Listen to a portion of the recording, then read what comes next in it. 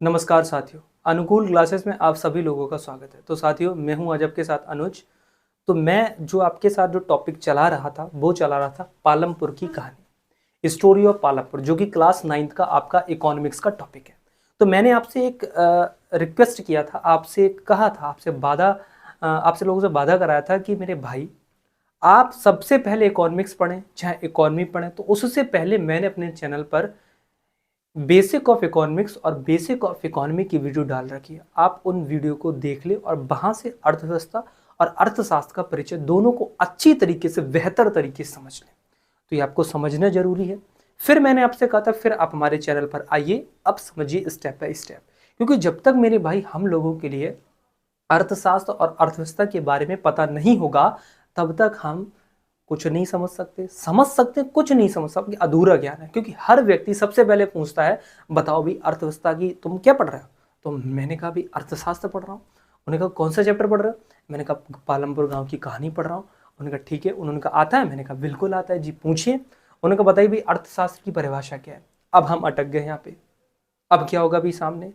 अब सामने वाले के सामने हमें अपनी बेइज्जती फील हो कि यार बताओ, हमें अर्थशास्त्र की परिभाषा पता नहीं। सामने वालों से बताओ यार क्या पढ़ते हैं ये, इस बंदे को अर्थशास्त्र की परिभाषा नहीं पता है और पढ़ रहा है अर्थशास्त्र। तो उससे पहले ऐसा कभी ना हो आपके साथ।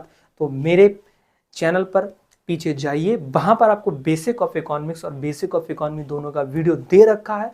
अच्छी तरीके से समझिए और बताइए उन लोगों की हमें पता है कि अर्थशास्त्र की परिभाषा क्या है और अर्थशास्त्र का परिचय क्या है, दोनों को बताइए। ठीक है, तो चलिए स्टार्ट करते हैं आगे।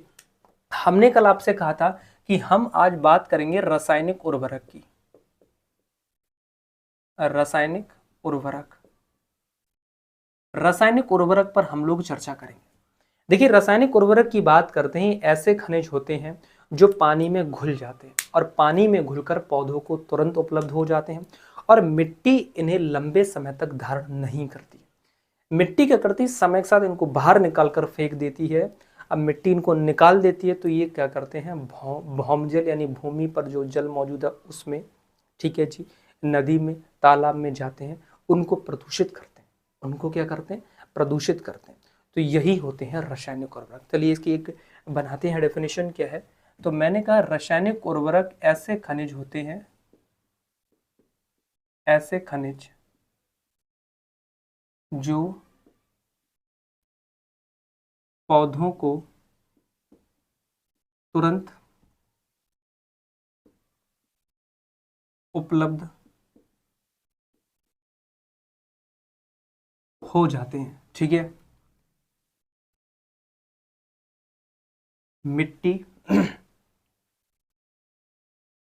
इन्हें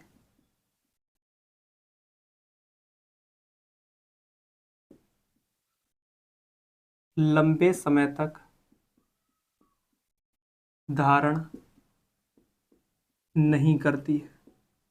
ठीक है, मिट्टी ने लंबे समय तक धारण नहीं करती है। ये मिट्टी से निकलकर भौम जल, भौम जल का मतलब जो धरती पर जल मौजूद है उसमें, नदी में, तालाब में जाकर मिल जाते हैं और इन्हें प्रदूषित करते हैं। ठीक है, और इन्हें प्रदूषित करते हैं। ठीक है, रासायनिक उर्वरक की बात करते हैं। जो रासायनिक उर्वरक होते हैं ये मिट्टी में उपस्थित ये मिट्टी में उपस्थित जीवाणुओं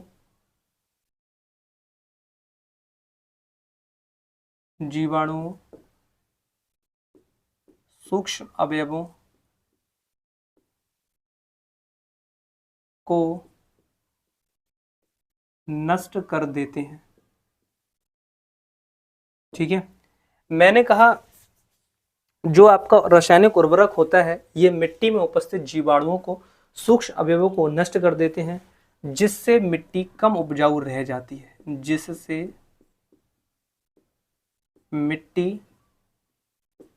कम उपजाऊ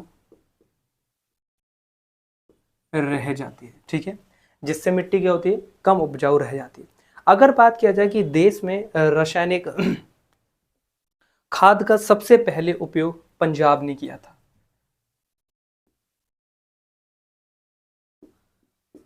देश में रासायनिक खाद का उपयोग सबसे पहले पंजाब ने किया था।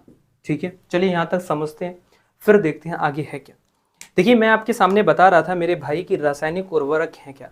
कल के टॉपिक में ही मैंने आपको बताया था कि हमें कल की जो वीडियो होगी यानी पार्ट 3 आएगा, उसमें हमको समझना है कि रासायनिक उर्वरक क्या है। ठीक है, तो रासायनिक उर्वरक की मैं बात करता हूँ। रासायनिक उर्वरक ऐसे खनिज होते हैं जो पौधों को तुरंत उपलब्ध हो जाते हैं। ठीक है सर, पौधों को तुरंत उपलब्ध हो जाते हैं। मिट्टी इन्हें लंबे समय तक धारण नहीं करती है रासायनिक खनिजों के लिए।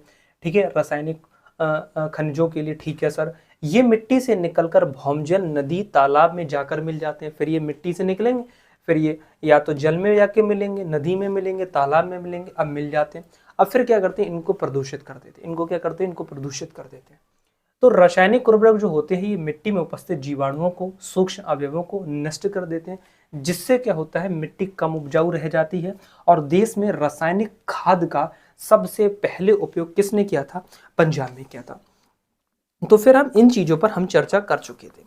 अब फिर आपका आता है, इन चीजों के बारे में आप सब लोग अच्छी तरीके से समझ चुके हैं। ठीक है भाई, अब एक पॉइंट आता है कि गवर्नमेंट ने 2017 में जो श्रमिक खेती करते हैं उनके लिए पर डे की सैलरी गवर्नमेंट ने की थी 300 रुपए।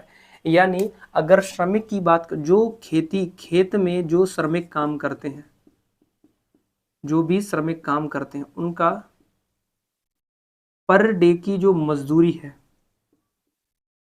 उसको 2017 में गवर्नमेंट ऑफ इंडिया, भारत सरकार ने कितना रखा, 300 रुपए। यानी अगर कोई भी मजदूर खेत में काम कर रहा है तो उसको 300 रुपये प्रतिदिन का दिया जाएगा। ठीक है, जैसे अगर बात करते हैं, खेतों में कार्य होता है, गेहूं की फसल का कटाई होती है, बीज बोएगा। ठीक है सर, क्या क्या काम करेगा, गेहूं की कटाई करेगा, फसल की कटाई करेगा। ठीक है ना, बीज बोएगा, कीटनाशकों का छिड़काव करेगा और परंपरागत विधियों से फसलों की जुताई करेगा। ये कौन काम करेगा, श्रमिक काम करेगा, जो मजदूर लगा है। ठीक है, तो उसको कितने रुपए दिया जाएगा, उसको 300 रुपये दिया जाएगा। ठीक है, अब दोस्तों इतनी चीज आप लोग समझ चुके होंगे। ठीक, अभी तक हमने जितना टॉपिक पढ़ा था स्टोरी ऑफ पालमपुर, वो पूर्ण रूप से हमारा कंप्लीट होता है।